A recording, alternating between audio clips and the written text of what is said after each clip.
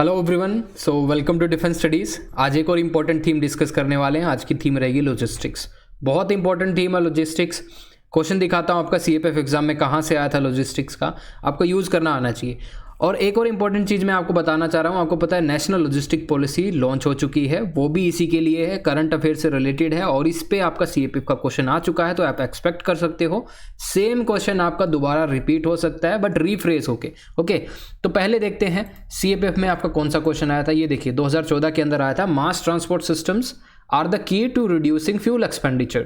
Fuel expenditure के ऊपर था मास ट्रांसपोर्ट सिस्टम्स। तो मास ट्रांसपोर्ट सिस्टम्स होते क्या हैं आपको पता होगा, नेशनल वाटरवेज, रेलवे, और उसके साथ आप देखोगे रोड ट्रांसपोर्ट, और उसके साथ आप देखोगे एयर के थ्रू सिविल एविएशन। ओके, ये सभी चीज़ें how it will basically reduce the fuel expenditure.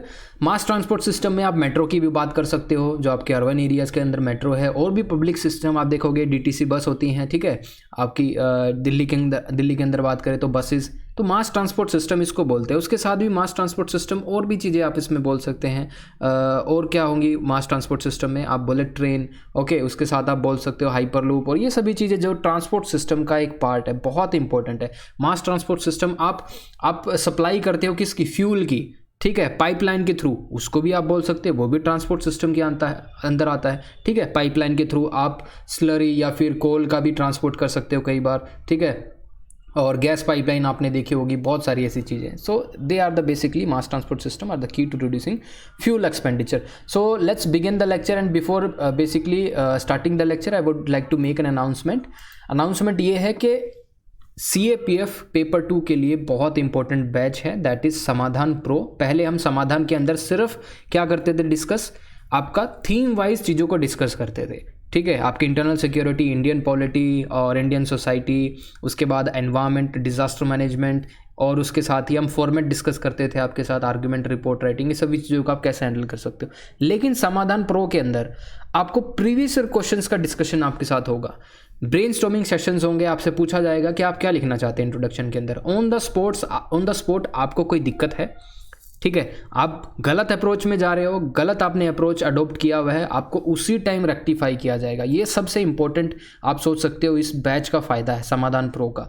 Previous year question discussion इसके साथ रहेंगे, प्लस रिकॉर्डेड वीडियो जो हम समाधान के अंदर, समाधान बैच के अंदर प्रोवाइड करते हैं। हर एक चीज़ इसके अंदर होगी, टेस्ट सीरीज इसके अंदर होगी, सभी चीज़ें। So there is a little offer for you.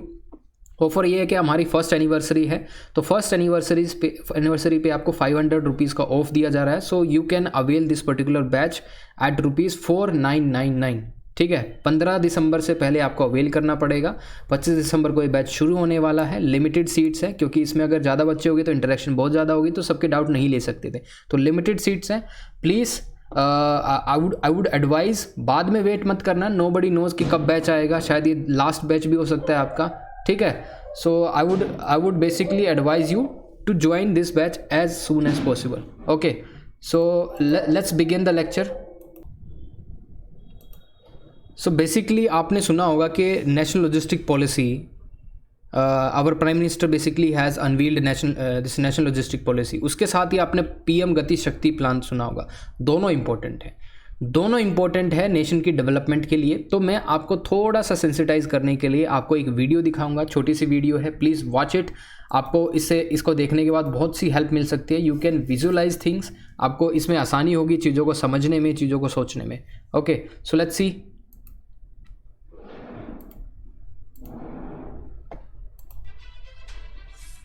देश की प्रगति को गति प्रदान करने के लिए माननीय प्रधानमंत्री श्री नरेंद्र मोदी जी ने पिछले वर्ष पीएम गति शक्ति नेशनल मास्टर प्लान को लॉन्च किया था। पीएम गति शक्ति का उद्देश्य है 21वीं सदी के भारत के लिए मल्टी मॉडल और आधुनिक कनेक्टिविटी का निर्माण। आत्मनिर्भर भारत के संकल्प के साथ हम अगले 25 वर्षों के भारत की बुनियाद रच रहे हैं।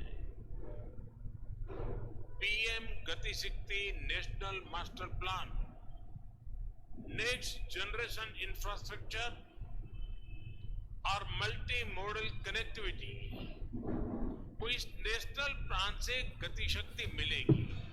इस कड़ी में लॉजिस्टिक्स कॉस्ट को कम करने और अमृतकाल में देश की आर्थिक तरक्की में काफ़ी चीज़ें इससे कनेक्ट कर सकते हो। पहला सेल्फ रिलायंट इंडिया, दूसरा लॉजिस्टिक कॉस्ट को कैसे कम किया जाए, तीसरा एफिशिएंसी कैसे लेके आया जाए। बहुत सारी ऐसी इंपॉर्टेंट चीज़ें आप इसमें कनेक्ट कर सकते हो, राइट? ओके, सुनिश्चित करेगी, जिससे मैन्युफैक्चरिंग कॉम्पिटिटिवनेस को बढ़ावा मिलेगा।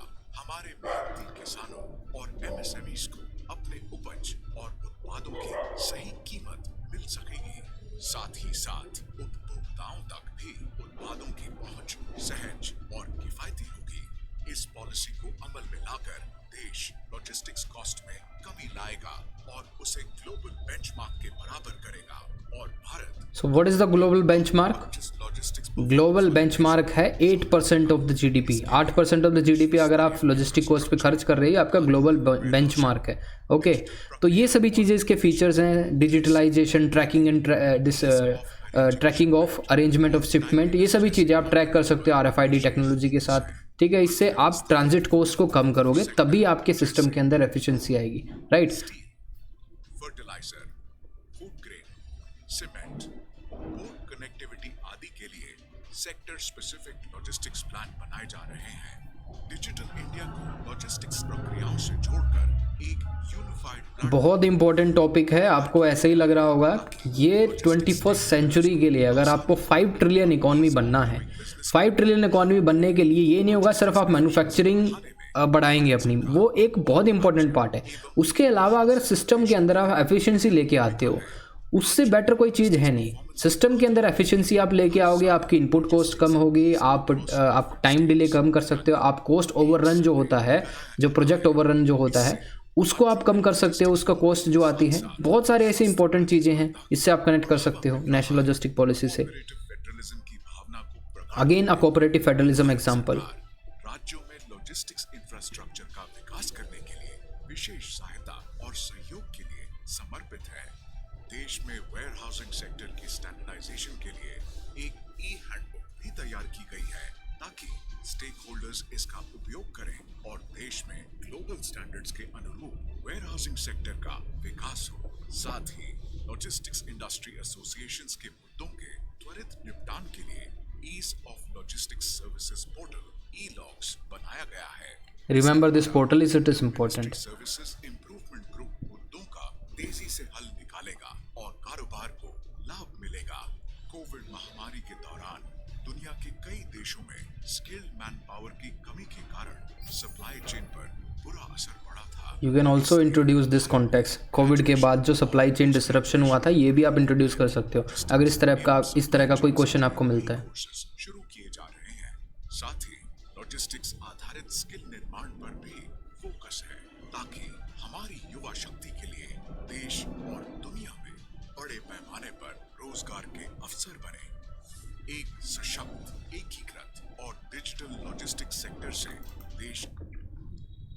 आई think this is enough. Let's basically go back to our discussion.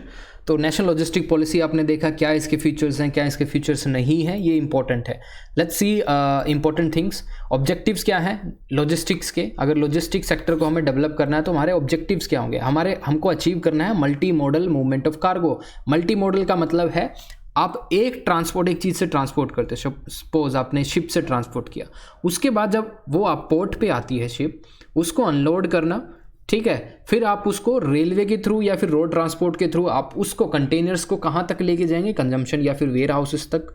वो इंपॉर्टेंट चीज़ है, multi modal movement of cargo on par with global logistic standards. तो इसमें टाइम डिले नहीं होना चाहिए। आपको पता होना चाहिए कि अब आपकी शिपमेंट आ रही है, उस शिपमेंट को अगेन फर्दर दूसरी सिटीज़ में जहां उसकी रिक्वायरमेंट है, सपोज वो मुंबई के अंदर वो शिपमेंट आई है, आपको दिल्ली के अंदर उसको लेके जाना, तो कैसे लेके जाएंगे? तो multi modal movement of cargo होना चाहिए। दूसरा, लॉजिस्टिक कॉस्ट को हमें कम करना है, ग्लोबल स्टैंडर्ड्स तक लेके आना है 10% तक। अभी करंटली 14% ऑफ द जीडीपी है।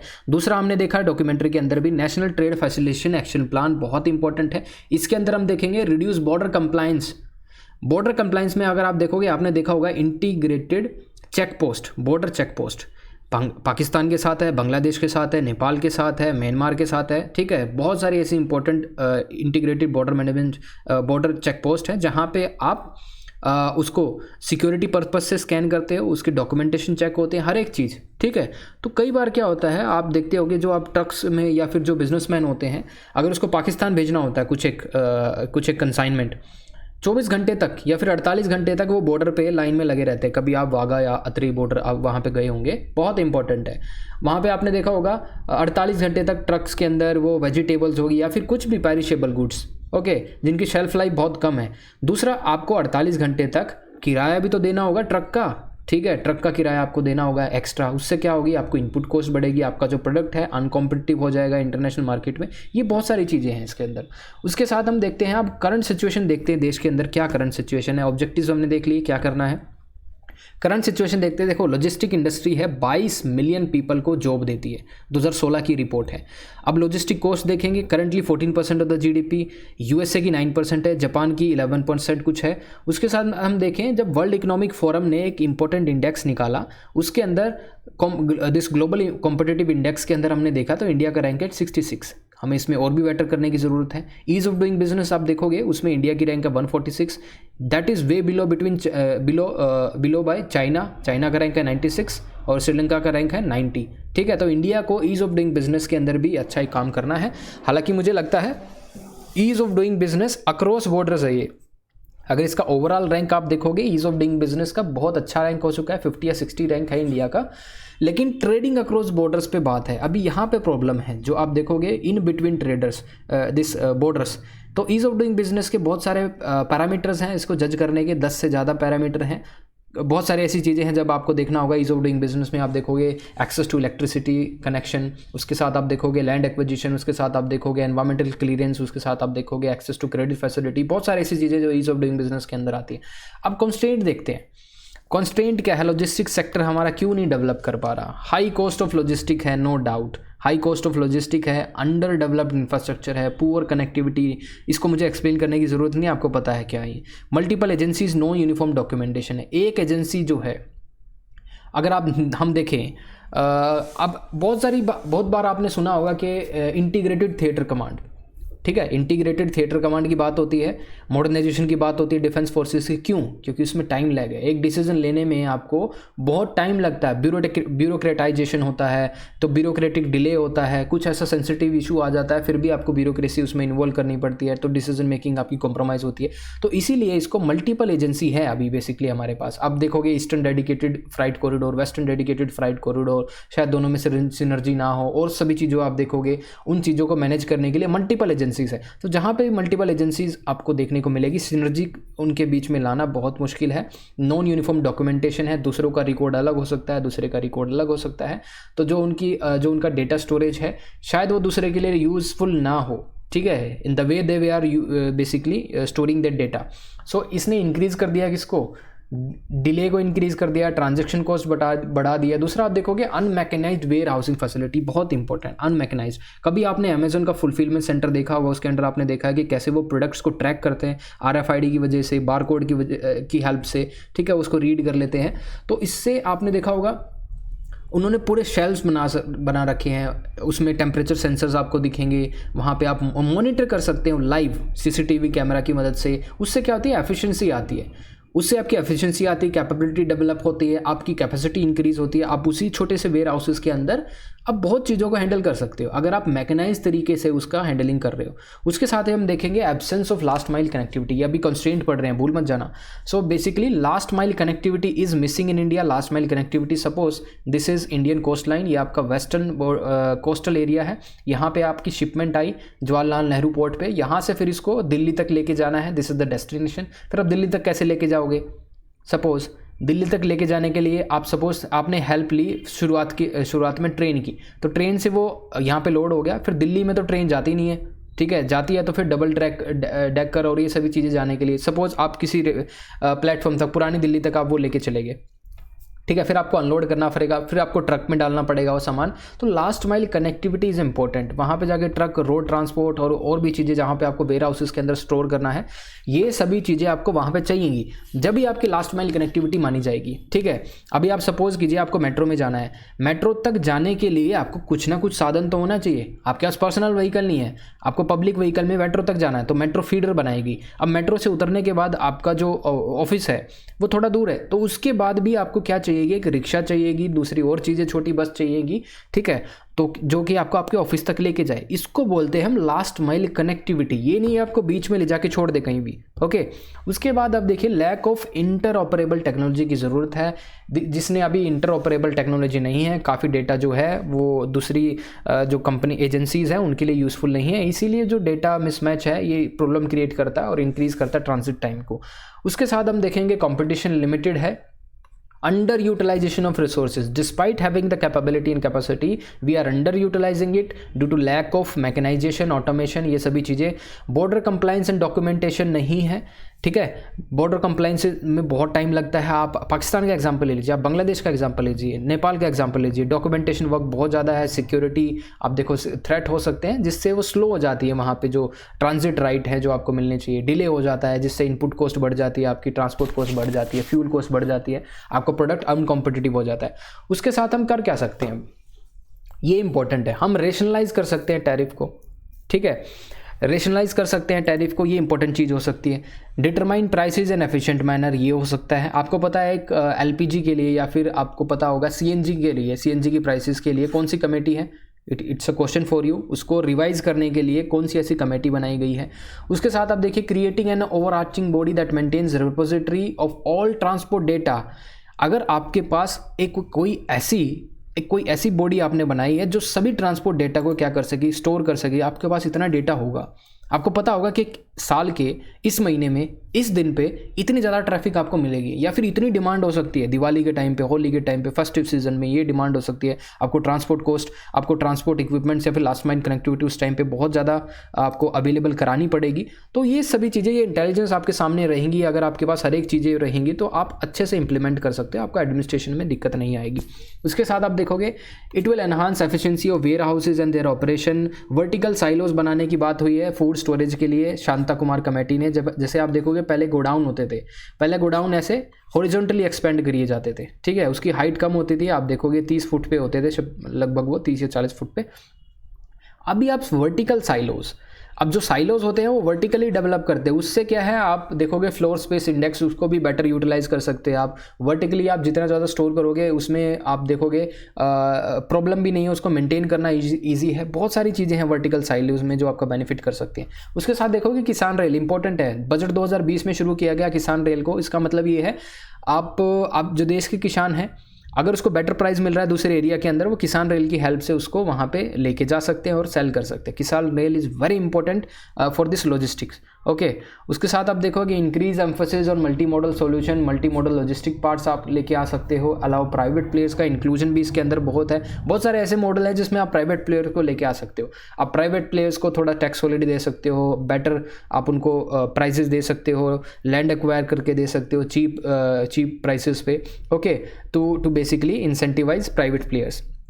Integrated of technology to enhance logistics, ये हमने डिस्कस कर लिया किस तरह की टेक्नोलॉजी आईटी प्लेटफॉर्म का यूज़ कर सकते हो। Single window clearance system, RFID technology का यूज़ कर सकते हो आप। फास्टैग एक लेके आ गए हैं। फास्टैग लाने का मतलब ही ये था कि हम ट्रांजिट कॉस्ट को कम कर सकें, फ्यूल एक्सपेंडिचर कम कर सकें, सिस्टम के अंदर एफिशिएंसी आए। Okay, now we need to move towards international standard for transport equipment software, ये आप यूज़ कर सकते हैं। You can use lift, use of cranes, tractors, inspection technology, all this things you can use. उसके साथ हम देखते हैं that is very important for paper 1 and paper 2। Paper 2 में तो मैंने आपको दिखा दिया मास ट्रांसपोर्ट सिस्टम। तो मास ट्रांसपोर्ट सिस्टम के अंडर आपको पता है नेशनल वाटरवेज एक सिस्टम है, वो भी आपके लिए एक बहुत ही बेनिफिशियल है, क्योंकि आप देखोगे जो आपका नेशनल वाटरवेज है, पानी से जो भी चीज़ें आप ट्रांसपोर्ट करते हो उसमें सबसे कम फ्यूल एक्सपेंडिचर होता है। ठीक है, कभी आप रिपोर्ट पढ़ना वर्ल्ड बैंक की, उसमें आप देखना आपको ट्रेन से, रोड से और एयर से प्लस वाटर से, सबसे ज़्यादा आपको वाटर से कोई भी चीज़ को ट्रांसपोर्ट करने का आपको पता है कि खर्चा सबसे कम आता है ट्रांसपोर्ट अगर आप कर रहे हो। बहुत इंपॉर्टेंट है। तो आप नेशनल वाटरवेज 1, 2, 3, 4, 5, 6 ये इंपॉर्टेंट है। आपको पता होना चाहिए कौन सी रिवर के ऊपर है। नेशनल वाटरवेज 1 गंगा, के ऊपर है, दूसरा ब्रह्मपुत्रा। और कहाँ से कहाँ जाता है, हल्दिया टू इलाहाबाद, और national waterways to Dhubri to Sadiya, important है। सबसे बड़ा नेशनल वाटरवेज कौन सा है, NH1 NW1, ठीक है, गंगा वाला 1620, ठीक है। उसके बाद सेकंड नंबर पे कौन सा आता है, नेशनल वाटरवेज 2, जो कि आपकी गोदावरी, कृष्णा और एक कैनाल है उसके ऊपर बनाया गया है। कौन सी कैनाल है, ब्रिगंगम, ठीक है। तो ये काकीनाडा टू पोंडोचेरी तक ये पूरा रूट है। उसके साथ आप देखोगे NW6 नेशनल वाटरवे 6 इंपॉर्टेंट है, बराक रिवर पे है। लाखीपुर टू बंगा ये 121 किलोमीटर का है, बहुत इंपॉर्टेंट है, अभी इन प्रोग्रेस है, बन जाएगा, बहुत इंपॉर्टेंट है। तो this things you can coat in your basically answer writing, और आप पेपर 1 के लिए भी इसको यूज़ कर सकते हैं, ठीक है। अब हम देखेंगे डायमंड क्वाड्रिलेटरल क्या है, बहुत इंपॉर्टेंट है डायमंड क्वाड्रिलेटरल। मैंने आपको बोला है जब आप इसको मास ट्रांसपोर्ट सिस्टम को जब स्टडी करोगे तो उसमें रेलवे भी इंपॉर्टेंट है। अब आप डायमंड क्वाड्रिलेटरल को देखिएगा, डायमंड क्वाड्रिलेटरल के अंदर जो हाई स्पीड ट्रेन है इंडिया के अंदर, वो बनाने की बात हो रही है। अमृतसर से चंडीगढ़, फिर चंडीगढ़ से दिल्ली, दिल्ली से फिर आप जोधपुर, दिल्ली से आप पटना जा सकते हो, फिर अहमदाबाद से मुंबई, ये तो हमारे पता है बुलेट ट्रेन चली रही है 543 किलोमीटर की। उसके बाद आप देखोगे हैदराबाद से चेन्नई, फिर चेन्नई से तिरुवनंतपुरम, ये हावड़ा से हल्दिया, ये फास्ट ट्रेन का रूट है सभी। तो ये फास्ट ट्रांसपोर्ट के सिस्टम्स हैं और ये आपके पब्लिक ट्रांसपोर्ट सिस्टम्स है। This will bring fuel efficiency, okay, fuel expenditure कम आएगा और आपकी ट्रांसपोर्ट कम होगी, ट्रांसपोर्ट कॉस्ट कम होगी, और ईज़ ऑफ डूइंग बिजनेस में भी बेनिफिट होगा, कॉम्पिटिटिव इंडेक्स में आप ऊपर जाएंगे, बहुत इंपॉर्टेंट चीज़ें हैं। उसके साथ हम देखते हैं सागरमाला, आपने सुना ही होगा। तो सागरमाला के अंडर आपको पता है पोर्ट लेड डेवलपमेंट की बात हुई है, सागरमाला, ठीक है, बहुत इंपॉर्टेंट है सागरमाला को। I will not explain, everybody knows Sagarmala, what is Sagarmala. उसके साथ हम देखते हैं इंपॉर्टेंट सेंटर ऑफ कॉमर्स कहाँ पे, जम्मू बहुत इंपॉर्टेंट है बिकॉज कैपिटल है, ठीक है। उसके साथ आप देखोगे दिस नॉर्थ पंजाब के अंदर जलंधर, अमृतसर, गुरदासपुर, आप देखते हो यहाँ पर टेक्सटाइल का बहुत ज़्यादा काम होता है। सदर्न पंजाब में लुधियाना, संगरूर और पटियाला। नॉर्दर्न गुजरात के अंदर आप अहमदाबाद, वडोदरा, ठीक है। उसके साथ आप देखोगे इंपॉर्टेंट सेंटर ऑफ कॉमर्स में और कौन कौन आता है, नॉर्थ ईस्ट में आप देखोगे गुवाहाटी बहुत इंपॉर्टेंट है, विशाखापट्टनम, कोयम्बटूर, वलसाड, ठीक है, ये सभी चीज़ें इंपॉर्टेंट है, कॉमर्स सेंटर्स हैं। अब लास्ट हम देखेंगे फास्ट लेन बनाने की बात हुई है। किस तरह की फास्ट लेन बनाने की बात हुई है, इंप्रूविंग न्यू रीजनल लिंक्स। आप रीजनल लिंक्स बनाने की बात कर सकते हो, जैसे आप देखेंगे इसके अंदर एशियन डेवलपमेंट बैंक्स की भी हमने इसमें हेल्प ली है। एशियन डेवलपमेंट बैंक्स ने कहाँ पे हमें लोन दिया है, जैसे हम देखें जो हमने आप पाल्क स्टेट में आप देखोगे rail and road link across Palk state, 22 kilometre का ये पूरा स्ट्रेच है। कॉम्बिनेशन ऑफ इसमें bridges, submersible tunnel for India Sri Lanka land connectivity, बहुत इंपॉर्टेंट है। एशियन डेवलपमेंट बैंक हमें अभी तक $3 बिलियन देने की बात हुई है, रेस्ट 14 रोड प्रोजेक्ट्स के लिए, ठीक है। तो बहुत इंपॉर्टेंट चीज़ें हैं, आप इसको डिस्कस करना चाहिए, आपको ये पता होना चाहिए कि क्या क्या चीज़ें हैं। इसके साथ आप देखोगे 4 लेनिंग ऑफ NH31 इंपॉर्टेंट है, ये क्वेश्चन आपका आ सकता है। और धालकोला और सिलीगुड़ी जो आपका चिकन नेक कॉरिडोर से होके जाता है, कई बार क्वेश्चन आपको पूछ लिया जाता है कि नेशनल हाईवे कौन सा है, इट इज़ नेशनल हाईवे 31, बहुत इंपॉर्टेंट है, ओके। तो इस तरह से आप इसको देखेंगे। So this is all in this video. और कोई इंपॉर्टेंट चीज़ें आपको बेसिकली डिस्कस करनी है तो आप कमेंट कर सकते हो, कोई इंपॉर्टेंट टॉपिक जो आपको पूछना है, you can comment down. So again I want to tell you, so batch launch हो रहा है, interested one can please avail this, okay, can avail this. So thank you for watching.